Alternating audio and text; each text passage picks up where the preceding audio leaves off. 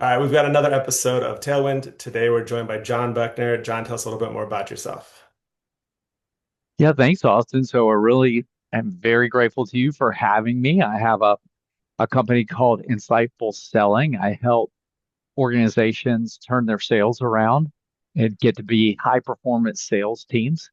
I was 30 years in corporate America and executive sales and marketing roles. So for me now, working primarily with small to mid-sized businesses, lots of privately held family businesses, this is special to me. So my dad had his own business and his father before him. And so for me to come into this stage of my life and to be able to be of assistance to Mhm. help organizations grow, I can't think of anything, more special than to be able to do that now for these organizations that I can assist in their journey. Yeah, it's such a simple concept, but the fact of the matter is sales is what drives a business forward, and that's really the thing that most companies that I see need the most help with, myself included. Somebody who had some startups and struggled with them because I wasn't a good seller, and I'm still in the process of becoming an okay one. But just the difference between being terrible and being okay made a huge difference. But you're telling me a little bit more about your dad's business and his reluctance to prospect, and I asked you to stop and give it to me fresh. So I'd love to hear it fresh for the first time here. Yeah, when I was age 12, dad moved us to a small town in rural foothills of North Carolina so he could own a small land surveying company. And he had that itch like his dad before him. So he left a large public company to enter his entrepreneurial chapter. And, dad was an engineer's engineer, steady, conscientious. He There wasn't a single land surveying problem he couldn't solve. So armed with a bush axe and a clipboard, Dad, he set out to measure angles and distances. He used to always tell me, son, what we do is we measure angles and distances. And this was in the vast farmlands of North Carolina. So for a while, he used his predecessor's name and phone number because in that day, if your company's had a place in the yellow pages, that was essential because you wanted that phone to ring, right? Yeah. But after a couple of years, Dad transitioned to Buckner Associates Land Surveying and Civil Engineering. And based on his reputation for quality work, Dad hoped he could sustain and eventually, this expand this little enterprise. So I worked with him for 8 summers. And I remember on the way home from a job one time, I said to Dad, how do you get customers? And Mhm. he said, son, I want them to come to me. And unfortunately for us, revenue proved to be more elusive than that. So good quality work wasn't the only factor. And for the bigger jobs, these large outfits started coming out of Charlotte and they had teams of men and high tech equipment and lower prices. So instead of subdivisions with 300 homes, Dad was relegated to lot surveys and other meager jobs. And from the clients who found him in the yellow pages, right? So did he not realize that despite his professional engineering license, that was important? It was a good credential, but would it be sufficient to obtain new customers? And you know the answer to that, Austin. Dad fell prey to one of the most common issues that inhibit revenue growth. He preferred the other part of his job Mhm. to the sales part of his job. And unfortunately, our surveying company dwindled. Sadly, he didn't realize that he needed to survey for new customers if he Right. wanted to deliver the beautiful engineering that he enjoyed so much. So, I do this a little bit to honor my dad. So I want to help other organizations that find themselves in the same place dad was in, not just strive, but thrive, and especially on the revenue end, using prospecting as a key discipline in order to grow their business. Yeah. So did he ever come to the realization? Did he ever have his aha moment when he was running that company where he went, I actually have to do some prospecting myself? Or was it unfortunately just like a long lesson learned, which I've had plenty of those? Yeah, more the latter, Austin. Yeah. So the long lesson learned when it came to dad, and we didn't create, substantial value. And it wasn't when we finally had to exit the business. It wasn't a big sale because Mhm. we didn't have the broad customer list. Hundreds of maps in the registrar of deeds in our old county with dad's official stamp Yeah. on that map. And that's part of his legacy. But we're still, I think when you think about dads, that and moms who have their own business, and they are all about excellence in whatever the function is of what they do. Yeah. What we want to do now, Austin, is help them get comfortable around how we obtain new business, which then gives them the freedom to do what they love and do it with excellence. Yeah. So, I mean, I totally understand that as somebody who's, started my own companies and currently, founder, I want to do the programming, I want to do all this other stuff, but my primary function is a sales role. And even as we grow and we bring on a sales team, my primary function will remain to be a sales role. And I think that's one of those things that we just don't talk about enough. And sure, there's going to be different amounts of how much are you doing a direct sales process in your day to day as an owner? That might shift and evolve, but you'll never really be far away from that. And like, I got an MBA, I went through an entrepreneur program. Guess how many classes they gave me for on sales?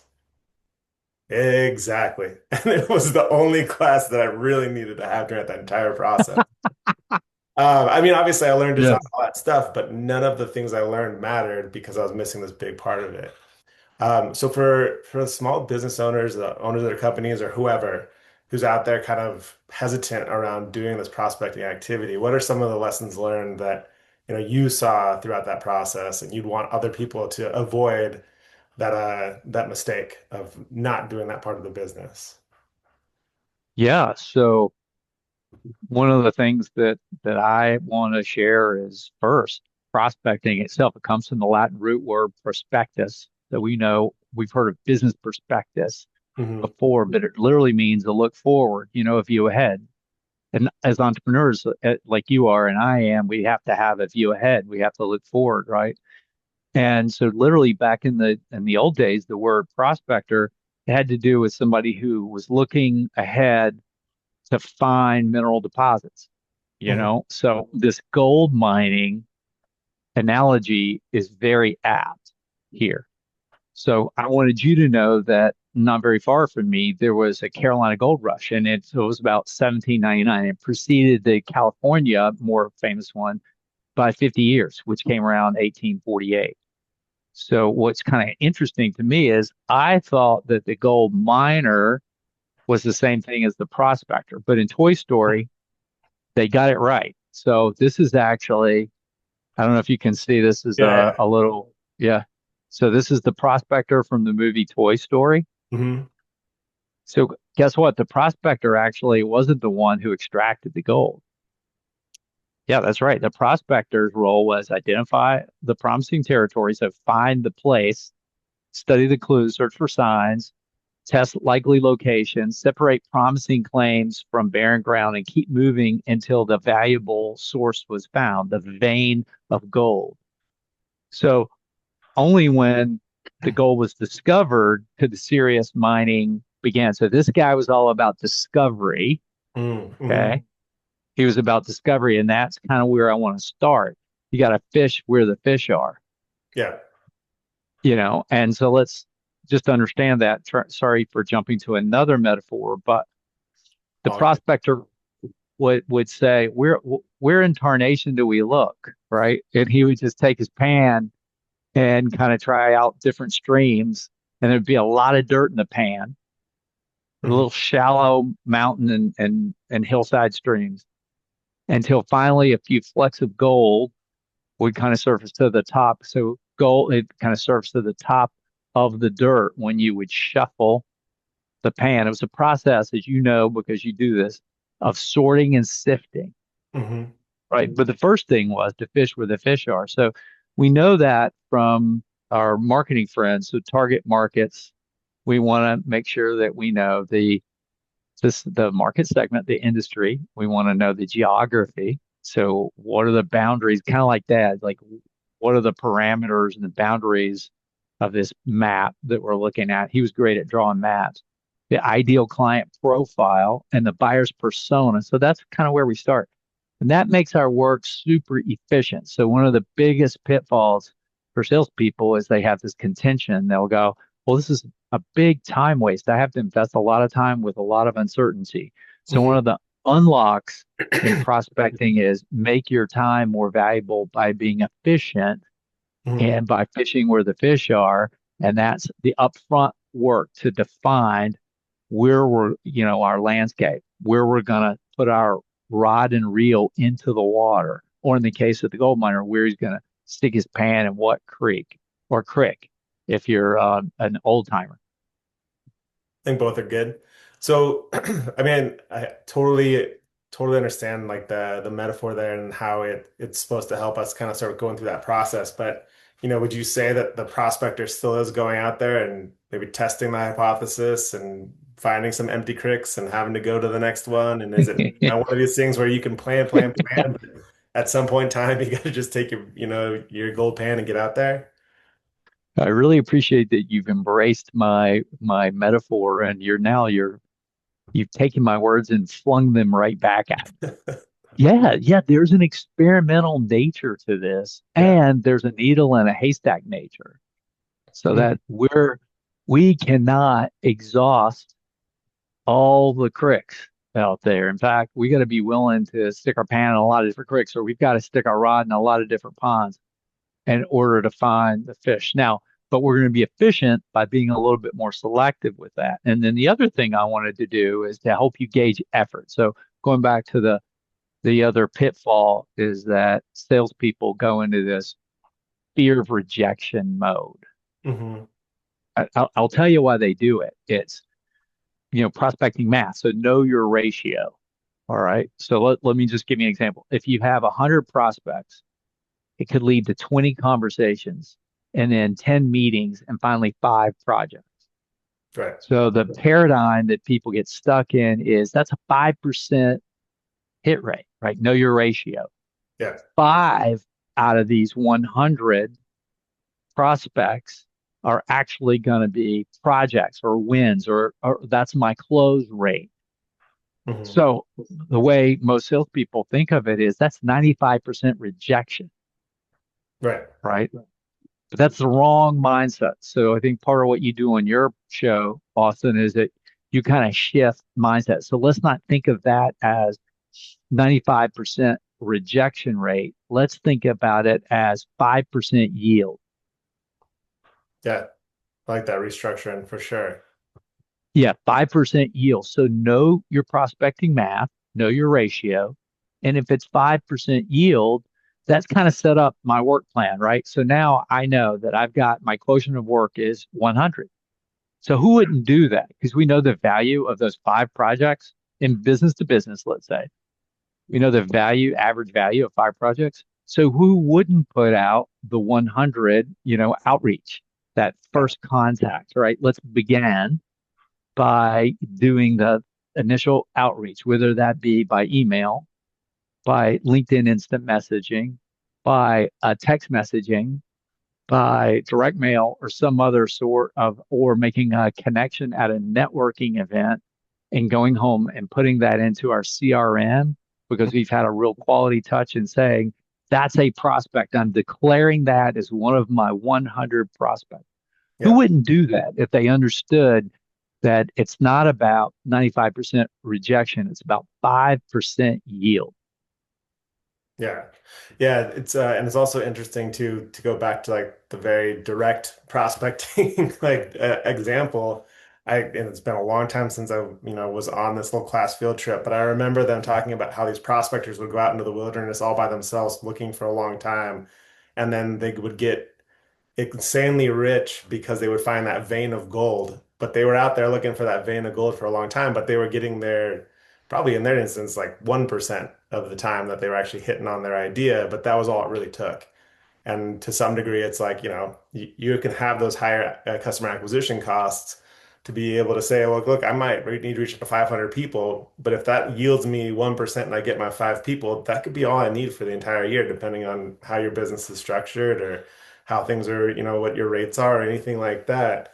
And you don't necessarily have to even have a super high yield, or maybe you need to have a very high yield. And it just becomes one of those games of trying to figure out does your addressable market, your yield rate, and your revenue off of that yield rate all line up? And does that math actually like take you to success And if not, play that game or like restructure it. Do you have any advice on kind of how people should sit down and navigate those waters? Yeah, I do. I have a couple of thoughts, and I'm going to go back to our gold miner analogy for a second. So the first one is that, a miner didn't expect to find gold in every pan. He knew he was going to come up with a lot of dirt. Yeah. So here's the thing. A salespeople or business owners who have to put on their revenue hat, let's not expect a deal from every contact. Right.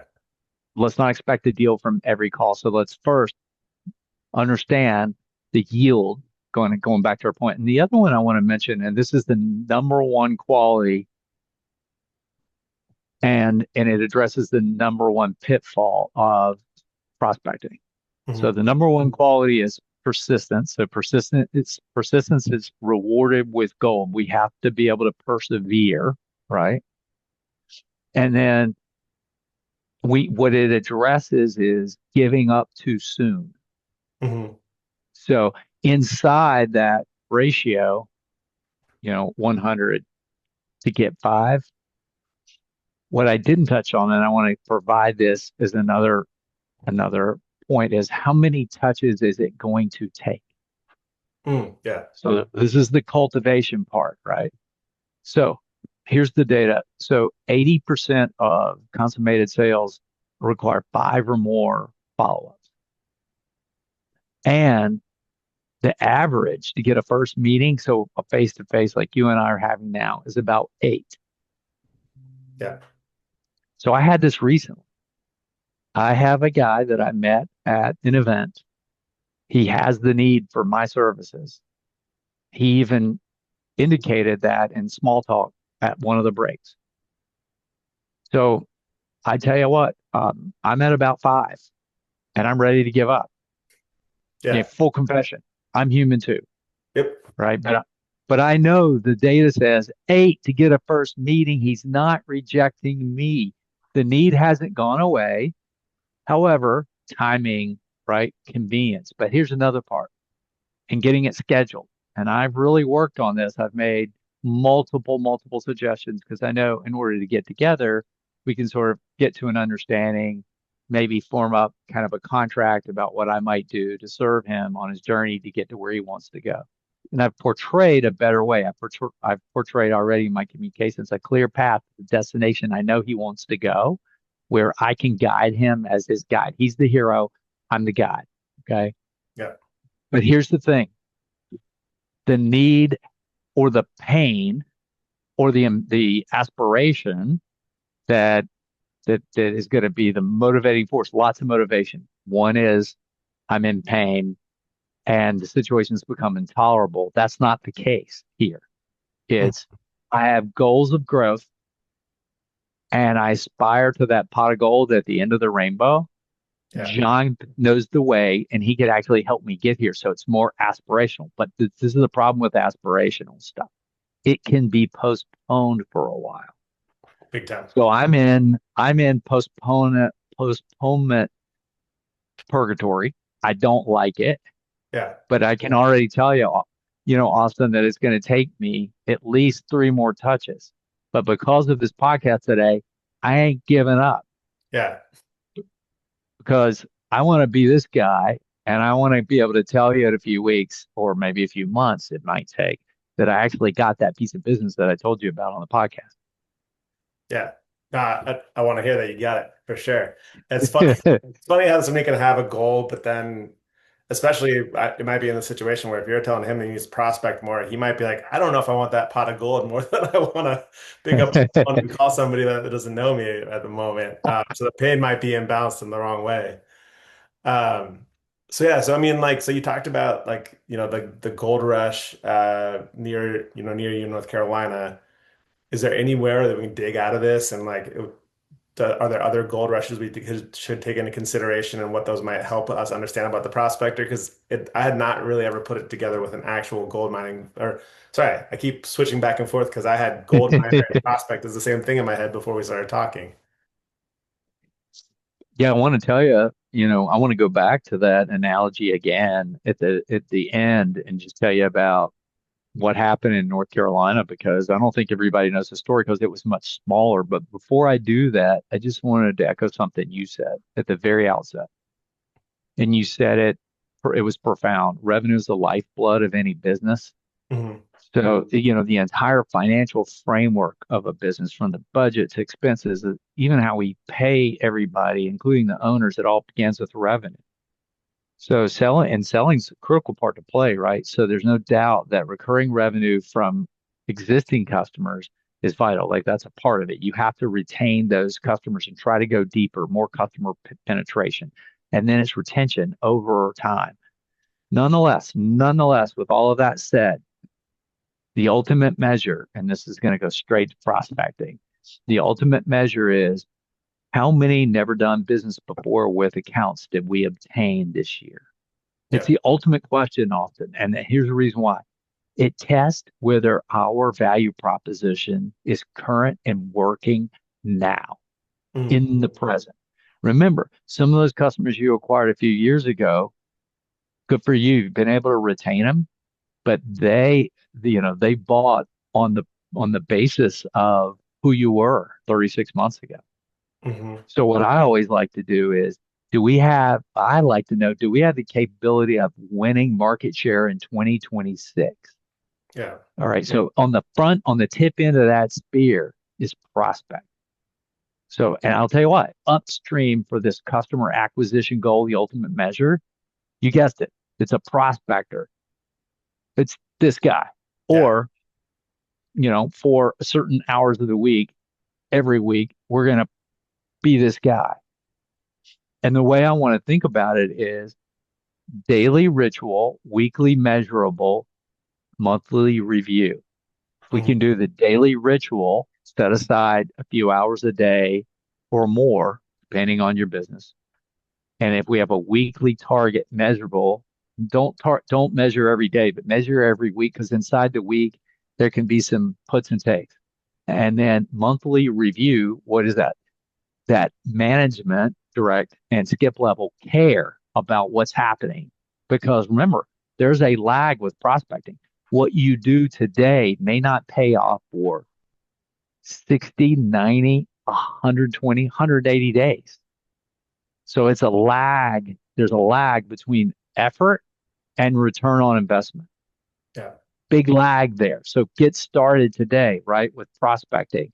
It is the ultimate measure. You got to have the you've got to have the discipline to start. You've got to have the willpower to stay persistent, and you got to stake your claim in order to find gold. Yeah. So that leads me to the Carolina Gold Rush. It happened only a few miles from where I'm sitting right now. And what really occurred there was in the 1800s, there was this farmer named Conrad Reed. His son discovered a strange yellow rock in a creek, which is now very, very close to where I live in Cabarrus County. And for the years, the family used this strange gold rock as a doorstop. They were unaware that it was a 17-pound gold nugget. Hmm. Yeah, that's right, right here. Crazy. Soon, hundreds of prospectors were arriving in the Piedmont of North Carolina. They walked creek beds. They they dug shallow pits. They carried pans from stream to stream. They were hoping to strike it rich. And one story repeated itself over and over again. A prospect would spend weeks digging for a claim. He'd find a few flakes of gold, but not enough to justify his effort. So frustrated, he'd move on, right? And the next man would arrive and he'd dig a little deeper, finally discover the vein. And the difference wasn't intelligence. The difference wasn't luck. The difference was just a few feet, right? And that's Yeah. one more stream. And that was prospecting. And so for every salesperson who the phone feels heavy, the inbox feels ignored, the next call seems pointless. The temptation to move on is to what you really like to do, like my dad, beautiful engineering. Hmm. It's so overwhelming that we tend to stop and we stop short of the goal. We leave the putt short of the cup, right? And we were just about ready to score.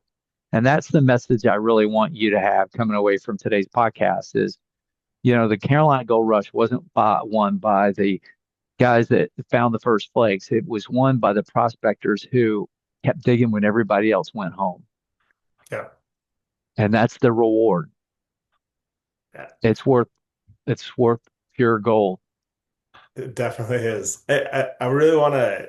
You said something very interesting. I think it bears worth like repeating at the start of this nice summation was by counting or by looking at the new business one and testing your value prop.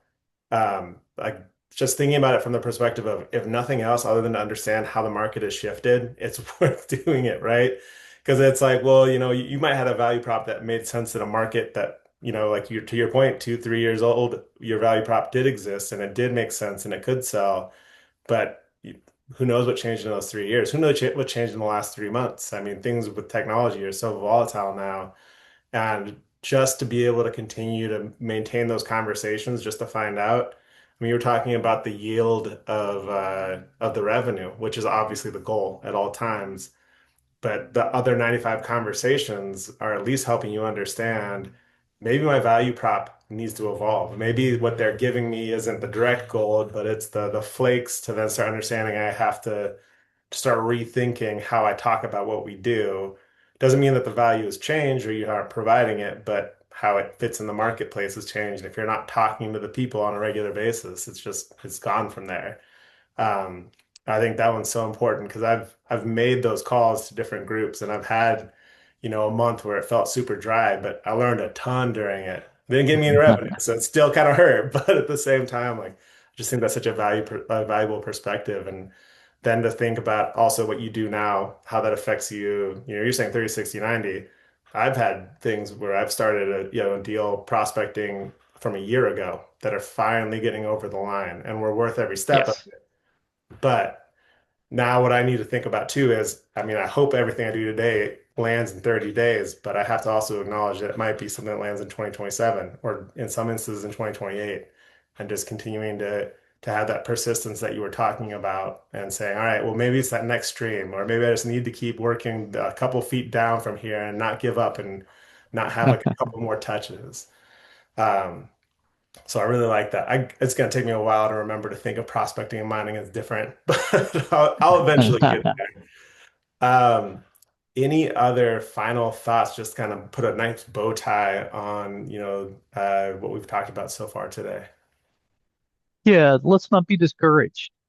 Yeah. Lest we be discouraged, let's just remember that it's a world of opportunity. It's an ocean of ponds, to stick your fishing pole in. And I'll tell you something, going back to my point about a need with a problem that needs to be solved. And during the time of the problem, there's tension and there's internal turmoil. That's still underneath the surface. It's brewing, or there's an aspiration that hasn't been met for growth. I mentioned that Mhm. before, and trying to get from sort of point A to point B. Well, there's inertia involved in that. So things need time to ripen. So a lot of times, no isn't no forever. It's just the prospect is not ready yet. So what that requires of us as prospectors is to be in the market all the time with presence.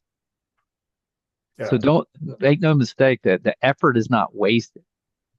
The fruit is waiting to ripen before it can be plucked. Okay. So that includes that the customer, our hero, has got to be ready to go on the journey. Yeah. And as guides, I mean, we can't take them to the mountaintop. We can't summit the mountain unless they're along for the journey. So that's part of it is really we have a lot of compassion for our customers and sometimes our customer prospects and sometimes the enemy is inertia, right? Hmm. Fruits waiting to be ripened before it can be plucked, either pain driven and frustration and it's becoming more and more intolerable. But make no mistake, something's going on there. And the same thing with the aspiration. Maybe, I can't get to that in Q2, but I can get to it in Q4. And, John, I will give you the meeting. Come back to me the 12th time, right? And finally in October, I'll meet with you. If for no other reason, this guy's going to be responsive and great with my business because who follows up 12 times, Yeah. Right. right? I've auditioned. I deserve it at that point, right? So I just wanted to share, don't be discouraged. It takes time, partly because these needs, the fruit ripens intermittently, Hmm. and that is not always on our schedule. So we have to trust in the process Yeah. and lean in and embrace the process. That's how championship teams are made, by the way. They're willing to subject themselves to, and they've learned to love the process, not just the game. Hmm. That those occur periodically, but practice and preparation, as you know, is every day. Yeah. Yeah, it's so true. I just redid a list that I'd worked a year ago, and my message changed a little bit. Uh, Things have shifted in the market. I worked back through that same list from a year ago, and I got a bunch of yeses that were all nos. And well, the funny thing is when I was talking to them, when I was talking to them, I didn't presume anyone remembered me because who's going to remember the person who reached out, had a couple phone calls a year ago? But 1 out of 10 people were like, "Wait a second, did you call me like before? Don't I know you?" And like, "You do, you do," but I didn't want to assume. And it was, and it was totally fine. Nobody was like, "Well, why would you ever call me again?" They're like, "You know what? Let me listen to him. Like, he's not going to leave me alone, so let's keep going." So I'm totally with you on the don't get discouraged part. Even from like a 1 day to 1 week to 1 month, 1 year, you gotta all those time frames. You just gotta stay persistent. So. Great job. You earned that. Hey, I'm taking a lesson from you today, Austin. You know what? I'm going to emulate you. You're a poster child for a good prospecting today. So I think eventually you should enjoy this. I may have to send it to you out to Oregon so that you can put it on your desk to remind you. I got the grays come into my beard. I just gotta let the beard go a little bit more. I'll look just like that guy. All right, John, I really appreciate it. Thank you so much for taking the time today. This is great. Yeah, 100%. I enjoyed our conversation. Please, let's stay connected. For sure.